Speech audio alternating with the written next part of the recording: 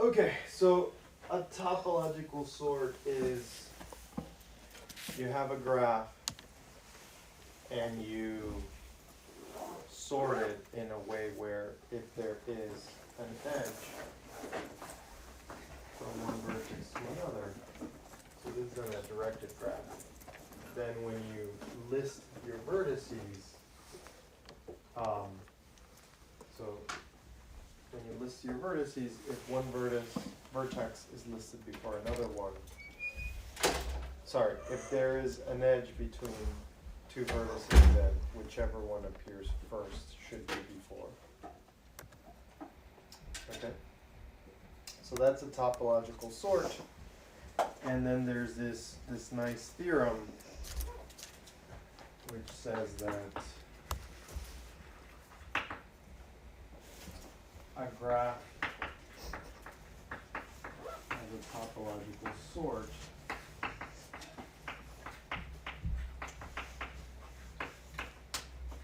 if and only if it has no cycles.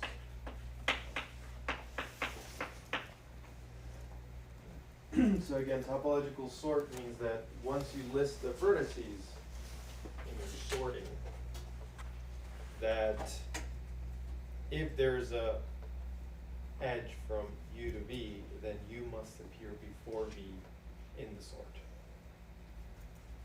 All right, so if we want to prove this,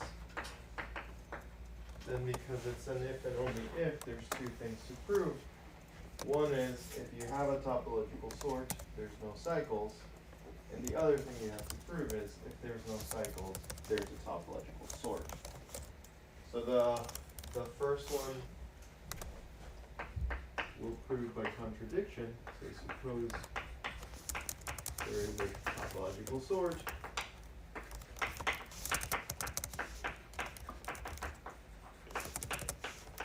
And for the sake of contradiction,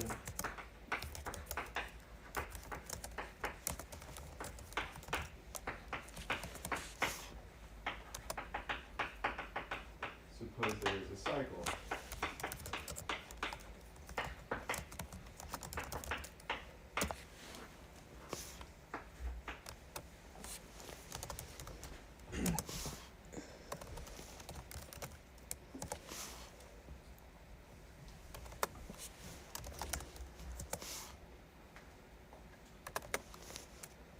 Okay, so sorry, when I defined topological sort, I said if there's a straight edge between them, but it's actually if there's a path from one vertex to another, the first part of that path should appear before the second part.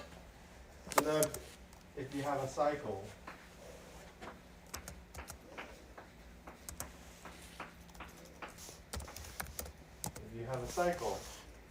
and you think of the topological sort, then suppose this is AI1, AI2, AI3, and so on. This is AIK. And that's how they appear in the topological sort. So you have your topological sort, and you have A1, A2, AN. And let's say, so one of these guys is AI1, and one of them is AI2, and so on. Well, there is a path from AI1 to AIK, but there's also a path from AI2 to AI1, right? So, because there's a path going in both directions, so there's a path, let's just say from AI1 to AIK. So AI1 appears before AIK in the sort, but there is also a path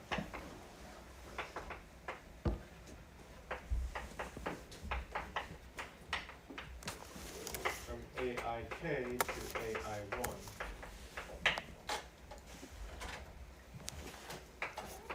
So AIK should appear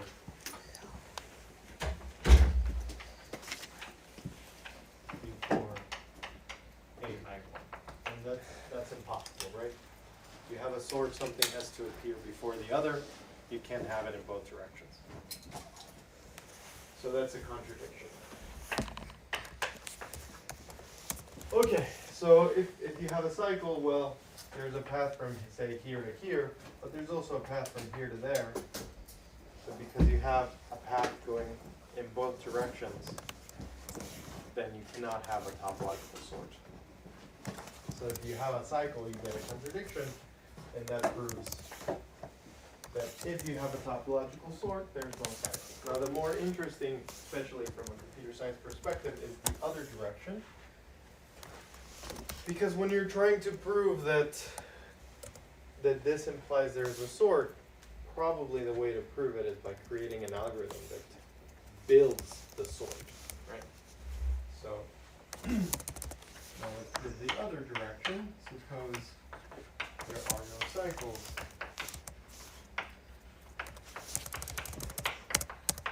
So now our goal is to show there is a topological sort.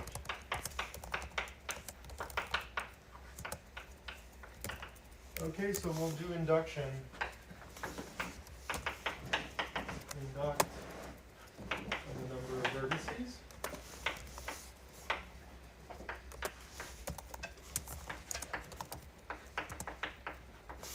Alright, so if there is only one vertex,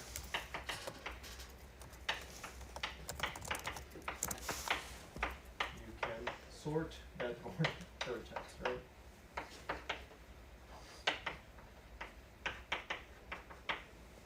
It takes no effort to sort it, it's just one thing.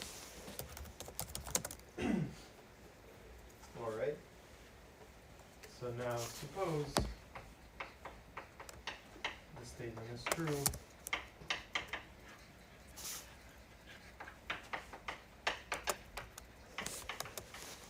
For n vertices. Now let's prove it for n plus 1 vertices. Okay, so let's try to prove this thing.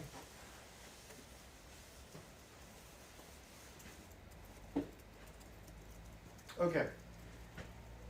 I think we didn't define this notion, but if you have like a graph, let's say we have this graph,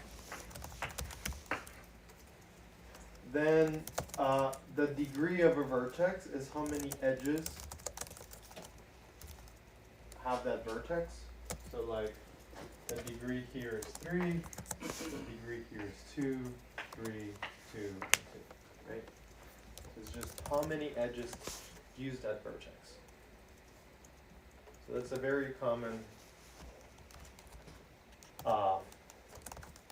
definition in graph theory. I don't think we used it in class. A classic result is that if you add the degrees, you should get an even number. And that is because an edge connects two vertices. So the degree is kind of affecting two vertices. So the sum of the degrees is twice the number of edges, because each edge is contributing to two vertices. Right? So that's a small little theorem. If you grab every vertex in a graph and you compute its degree, then you'll get 2 times the number of edges.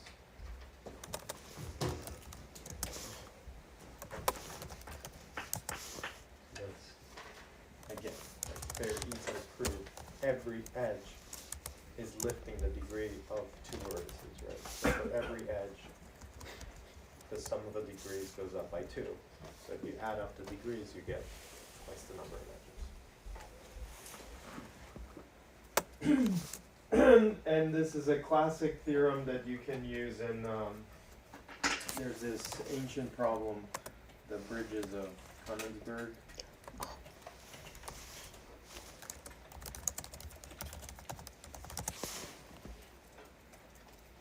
So if you, oh man, this is too small.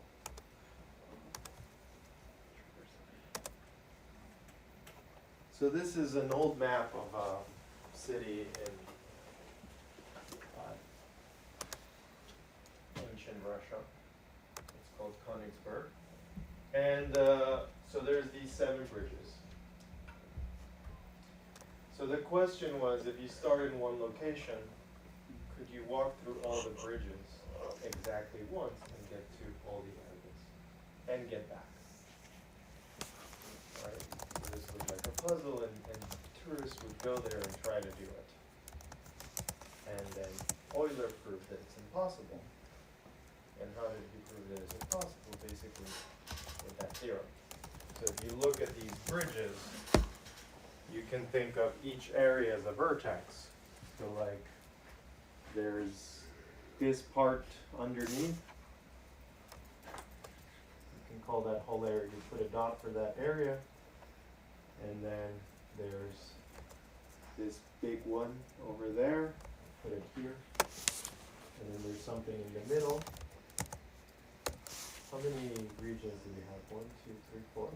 Just 4, right? Mm-hmm. So we have 2 bridges here. I guess I'll put this together. We have 2 bridges there.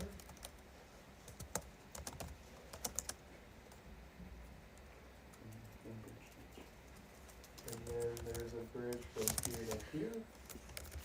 There's a bridge from here to there.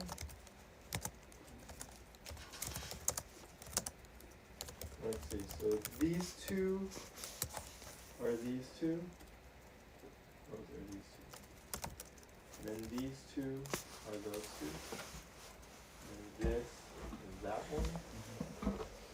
This, I haven't drawn it.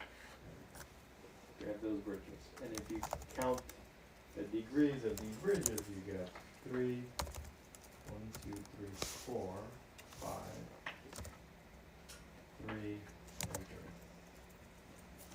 3. Okay, so it's not what I said that it was the sum of the edges wasn't the reason this is proved. The reason this was proved is if you think of a path that goes through each bridge exactly once and gets to so if you travel old bridges without using a bridge twice, then think of a path. So you start, say, here, and you go there, and then you go there, and then you go here, and then you go there, then you go here, then you go there, and you didn't use that bridge, right? And now you're over here, you can't use that bridge. But if you think about it, wherever you start, once you leave, you're using an edge. Wherever you get, when you move from that edge, that means there was something going in and something going out. So, because whatever comes in also goes out, the degree has to be even. So, the most number of odd degrees you can have are 2, and that's the starting place and the ending place. If you're anywhere in between, because when you arrived you also left, that means the degree of that in-between region has to be even, right? So if you think about it, let's say you start here, you know you start here, and you end there, then anytime you enter this region, you leave it. Anytime you enter this region, you leave it. So those bridges will have, you will use an even number of bridges, right? You use a bridge to get here and a bridge to leave it. So the number of bridges used here is even, the number of bridges used there is even. Here you could use odd because you started here and there. But because every region has an odd number of bridges, it's not possible. So this is kind of the problem that started graph theory. Okay. Alright, so this is just, I'm just giving you like more context so that we can do that proof over there. So these are degrees, and you can use degrees to come up with proofs of interesting things, like that bridges of Königsberg problem. or this little theorem here. Or there's also the Facebook friends theorem. I'll tell you that later. But for now, let's go back to this one. You have the in degree. So the degree is for a normal graph. In topological sort and in Dijkstra's algorithm, we're dealing with directed graphs. So what if the graph is directed? What if we have something like this?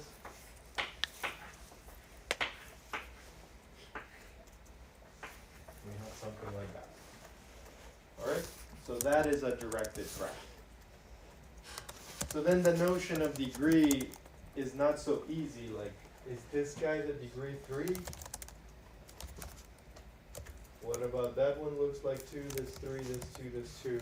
However, you have this arrow, so there's something different about an edge going that way and an edge that goes both ways. So here we have the concept of in degree and out degree. And so for this one, the out degree is 1, and the in degree is 2. Because there's 2 arrows pointing towards it, and 1 arrow pointing out. So out degree is how many edges leave that vertex, and the in degree is how many edges arrive at that vertex. So here, there's 1 in, 1 out. Here there's one in, 2 out. Here there's 1 in, 1 out. Here there's 1 in, 1 out. Right? So there's in degrees, out degrees. Alright, so here's a little lemma. In a graph, in a directed graph with no cycles,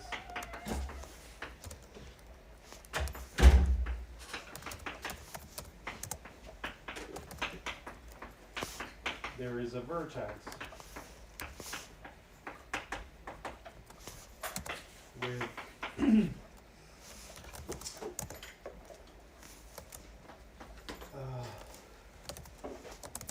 in degree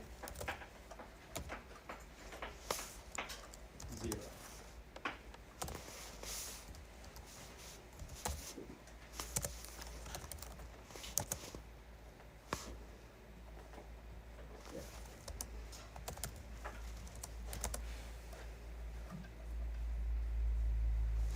Alright, so let's prove it. Suppose all vertices in graph G have in degree greater than or equal to 1. Right, so for the sake of contradiction, if there's nothing of in degree 0, that means everything has in degree at least 1.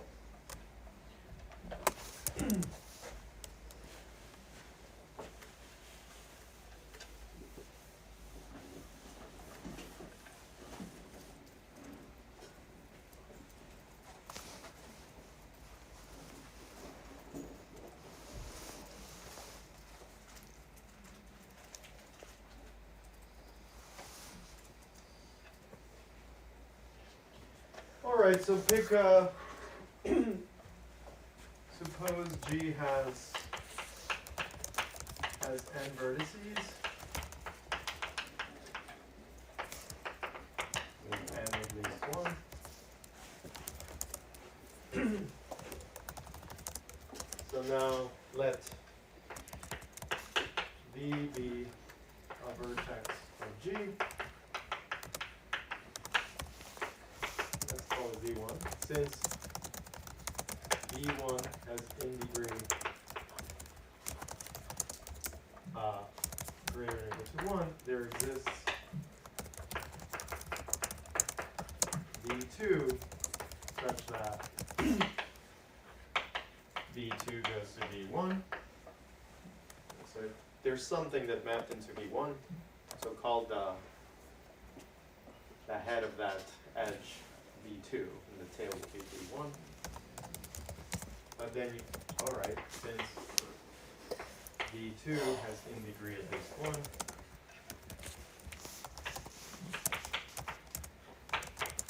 there exists V3 such that V3 goes to V2 goes to V1, and so on.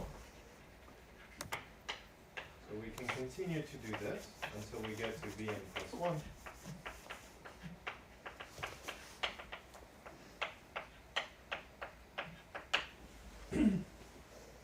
And you have that path. But again, why can we do this? Everything has in degree at least 1, so there's something that mapped into there. You can just keep following. Okay, something mapped into V1, call it V2. Something mapped into V2, call it V3. Something mapped into V3, call it V4, and so on. So now we have n plus 1 objects, and there's only n vertices. So by pigeonhole principle,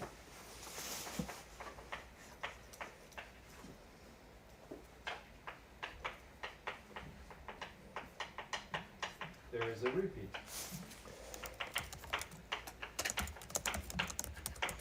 So i.e.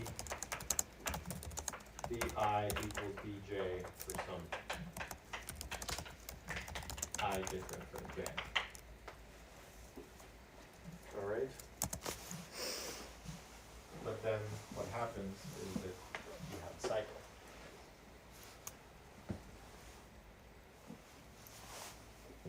So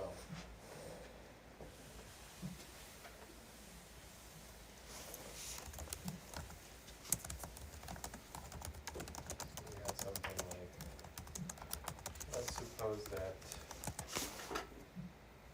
I is less than j, so we have bj equals to bj minus 1 equals to bi, which is the same as bj.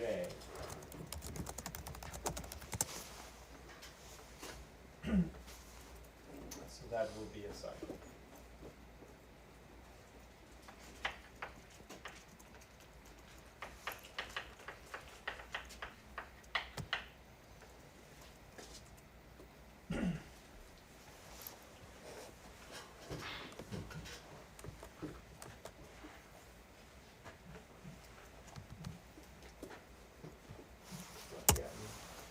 Whatever happens after doesn't matter, this is already a cycle.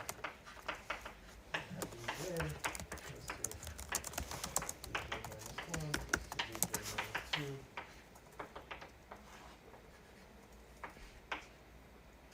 And then bi is bj. A cycle. Alright, so if nothing is in degree 0, then a cycle is guaranteed to exist, so by contrapositive we prove this lemma. Alright, so now why is this lemma useful? Because now we can prove that the topological sort exists. So let's see, how do you do it? Alright, so let G be a graph with no cycles, directed graph with no cycles. Then it has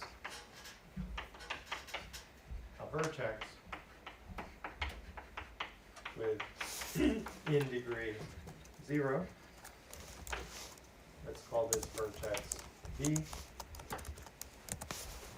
So now consider G prime to be the graph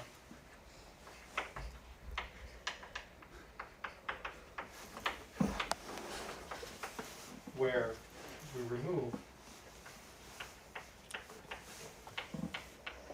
V and all the edges coming out from V.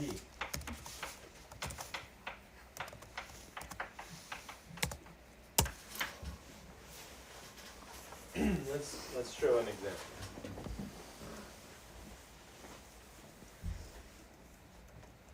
Let's say we have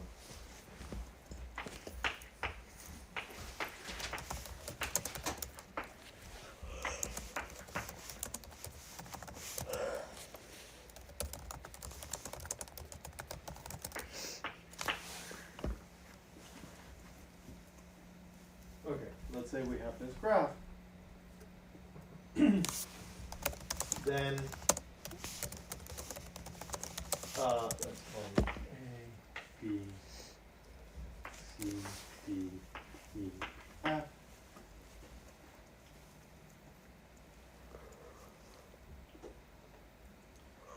So the element here that has in degree 0 is A, right?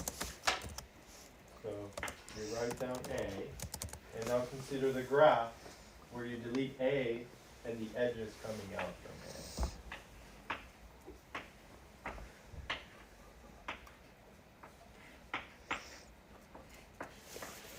So you have this thing left. Now here you have two things of in degree 0, B or E. You can pick whichever one you want. Let's take B. So now you delete B, and you're left with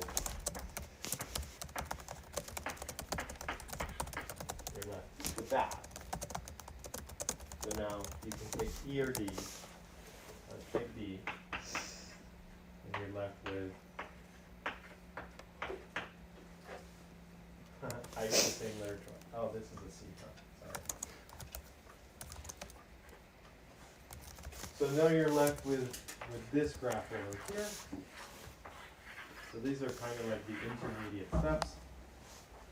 First, you have this graph, you pick A.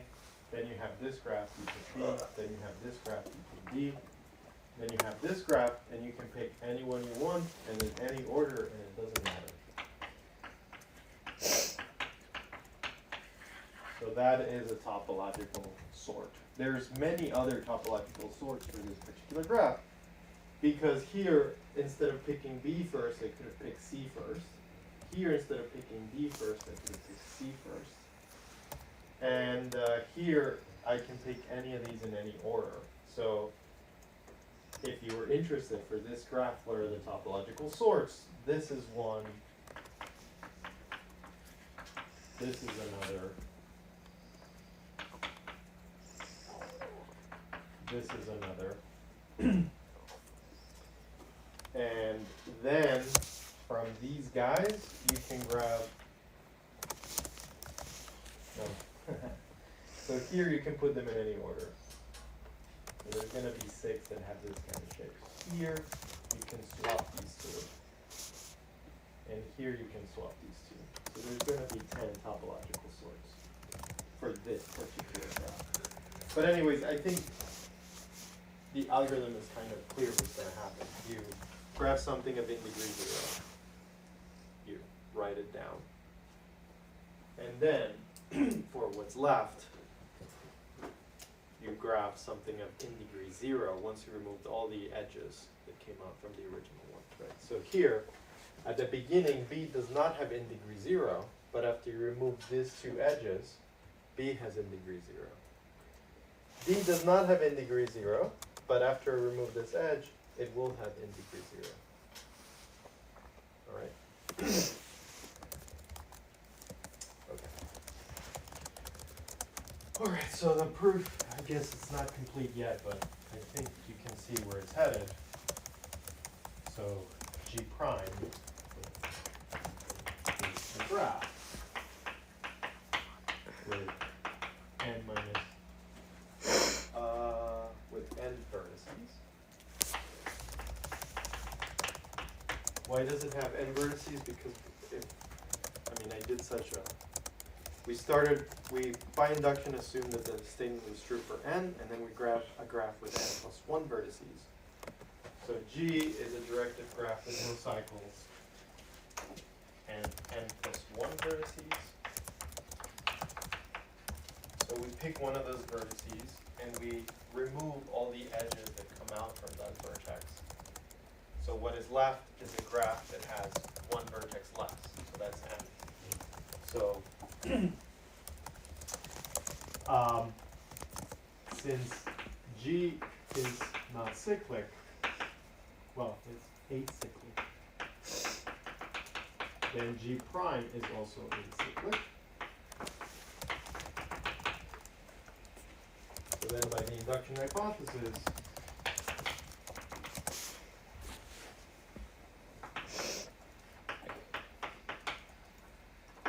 there is a topological sort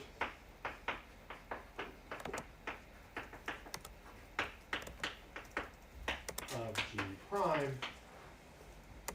So then V append V before the vertices in G prime, and you get a topological sort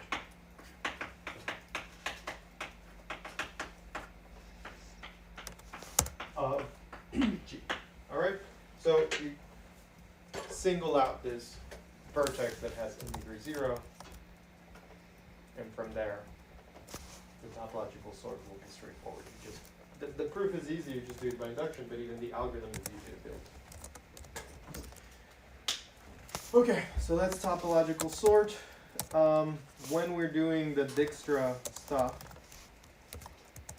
it can be useful to save time to do a topological sort. That obviously only applies to graphs that have no cycles.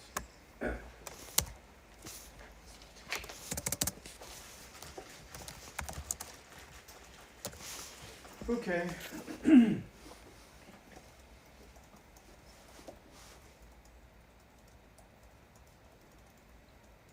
So last class we were working on Dijkstra's algorithm, which is an algorithm that allows us to solve finding the shortest path in a weighted directed graph. So here are some remarks. Sorry, not just weighted directed graph. The weights had to be non-negative, so you could not have negative weights. If there's no weights, the path is just how many edges did you use from one to another. You could think of it as weighted with weight 1 for every edge. If graph has negative cost edges, then the problem is more complex. It's actually an NP hard problem, so there is no good algorithm to solve those problems. If the graph has a negative cost cycle, some shortest path might be undefined. If the graph has no cycles, the running time can be improved by using topological sort first. And there is no known algorithm that calculates the shortest distance from S to T any faster than calculating all paths from S. So Dijkstra's algorithm is very good, but if you remember the algorithm, you're kind of analyzing all paths that come out from a vertex. You're doing it in a way that you save time, but you're still considering everything. So it's this statement here is just saying you can't really do that. All right, so I mentioned this, one of these cool results of graph theory is the Facebook friends theorem. So it's kind of a surprising stuff. So if, I mean, this is from data that's pretty old, but the current data would have similar percentages, I think. So if on Facebook you average the number of friends of everybody, it is much bigger than the average number of friends of individual users. So like if you're a person and you look at all your friends on some social media, let's say Facebook, and you look at how many friends they have, and you compute the average of the number of friends of your friends, and it's very likely that that average would be higher than the number of your friends. So when this was computed in 2012, 93% of people have less friends than the average number of friends their friends have. So this is kind of, sometimes it's called the social network paradox. So it's it's kind of surprising. Well, I mean, the first time I read it, I was surprised. The first time I read it was in a column in the New York Times, and around 15 years ago, there was this really cool column in the New York Times, which I didn't cite here. Oh, it was written by Steven Strogatz. So if you Google Steven Strogatz New York Times, he did a series of like 15 columns on cool places where math shows up in the real world where you wouldn't expect. And this was one of the examples, and so then I decided to try to prove it. Here, I mean, I'm not gonna prove that percentage-wise because it's just an empirical test. But the fact that it's more likely that you can prove. So you can think of as a social network, you can think of it as a graph, right? So, I mean, Facebook has changed a bit in the last years where you can follow someone. So if you think of something like Twitter and following, that's a directed graph. Because when you follow someone, they're not necessarily following you back. But if you think of something like Facebook used to be, you can't, in the past you couldn't follow. You had to like ask someone, are you going to be my friend on Facebook? And then they would have to say yes, and now there's an edge between the two of you, right? So a system like that, where the friendship is mutual, is a graph, where it's just one person thinks the other is their friend and not the other way around. That's a directed graph. All right, so let's just assume that we're in a undirected graph, one where it's mutual. If I say Ben is my friend, then I am Ben's friend as well. Okay, so then if you think what are the number of friends of people on Facebook, then you can think of all the people on Facebook and calculate their degrees. And if you divide by the number of people, then this is the average number of friends.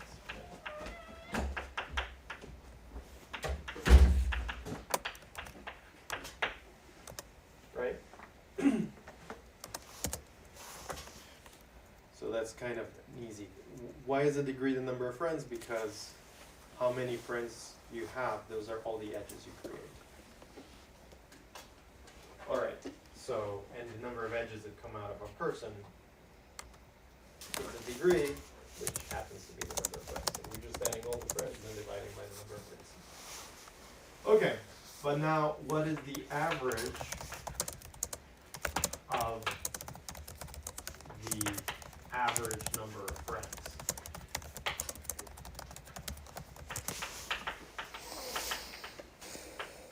Alright, so that's kind of a weird thing to think about, but let's just think of me. So I have some number of friends on Facebook, right? And now if I look at all the friends they have and calculate that average, then that would be the number associated to me. Alright, so that would be, so for me, it would be, so you pick a person on Facebook, let's say me, and then you pick, for each person, you pick a friend of that person, and you calculate the degree of that friend, and you divide by the number of friends. Well, actually, yeah, the number of friends of me. Okay? And you add this up for every person, and then you divide by n. Alright? So this is the average of the average. So a theorem is that this thing, so this average is bigger.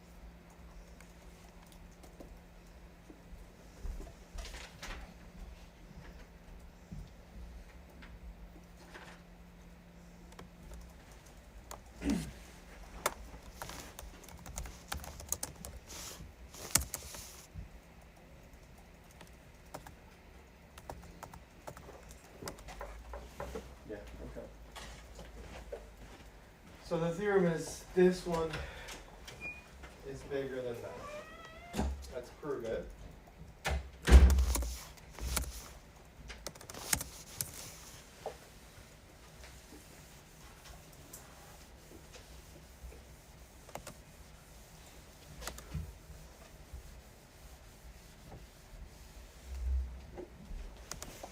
Okay, so if you think about this, changing the letters here gives you the same result.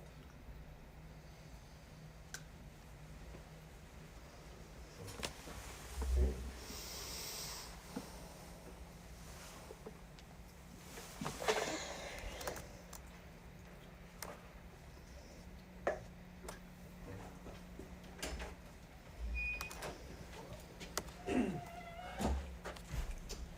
Yeah, so let's look at the left-hand side. We have, for a person on Facebook, be a friend of P,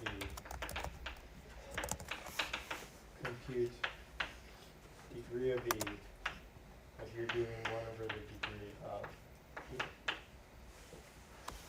Okay, but now here's the crazy thing. Well, if you start with V,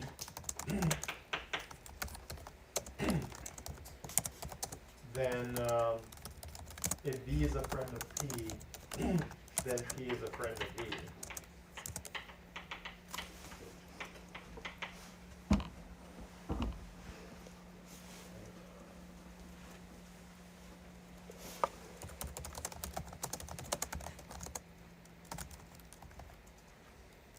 Professor, are you not missing 1/n in the theorem?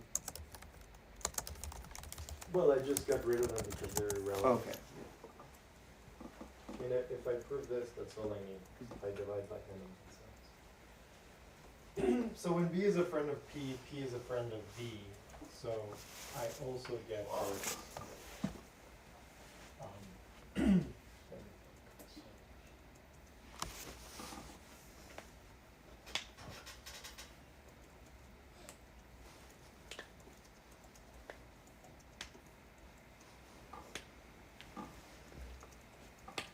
Yes, you get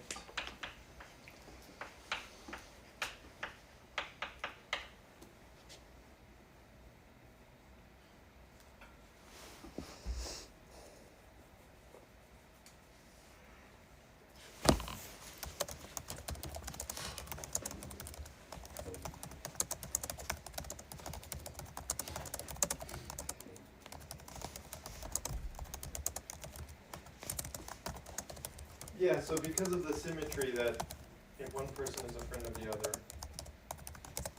then it also goes the other way. Then here we can change the sum. So we can let's just leave it as it was.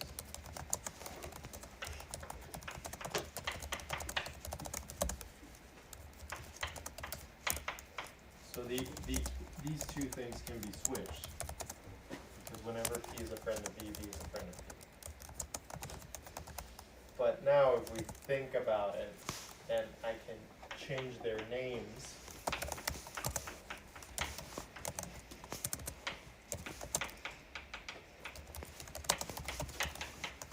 And because I change the names, I also get this.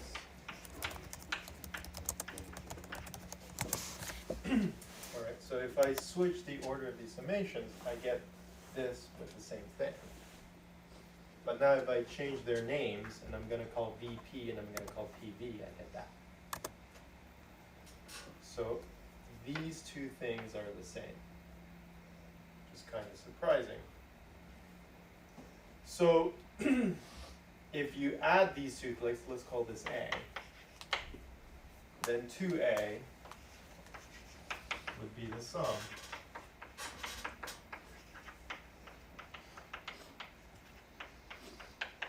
of degree of V over degree of P plus degree of P over degree of V.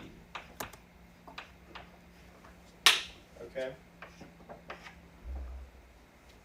So So now if you think of degree of V over degree of P as some real number, yeah, I guess this theorem, this only makes sense if everyone has at least one friend, because otherwise it'd be divided by 0 somewhere. But if you divide by 0, you can define that as infinity, and then this side is bigger. So if someone has no friends, then this side obviously wins, because infinity is bigger than not infinity. And if everyone has friends, then you will not divide by 0. So let x be degree of v over degree of t. So then basically what we're trying to calculate is x plus 1 over x. But this is always bigger than 2. Why is that? Because if we do x plus 1 over x minus 2, that is square root of x minus 1 over square root of x squared. The square root of x squared is x plus twice this product times negative. So minus twice this product is -2, and this square is 1 over x. Right? And the square of something is always at least 0. So this is true. So then 2a is at least the sum over all friends, over all elements of the Facebook graph, and you add over all friends of P, and you get 2, right? So I replace that sum of those degrees with the number 2. So now these two 2's will cancel out.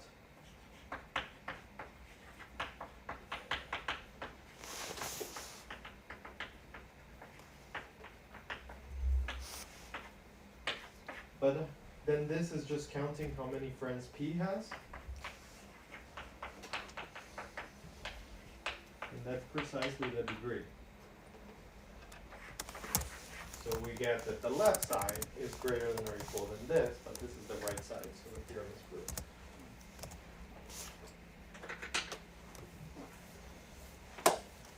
Okay, that's it for today. I hope I see many of you in the talk today. All right, talks at 4:15. Run how 254.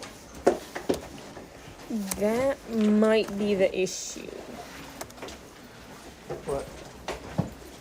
Because the norms are supposed to be 82. But it's gonna be 80. Oh, it says Java. I'm not looking at it.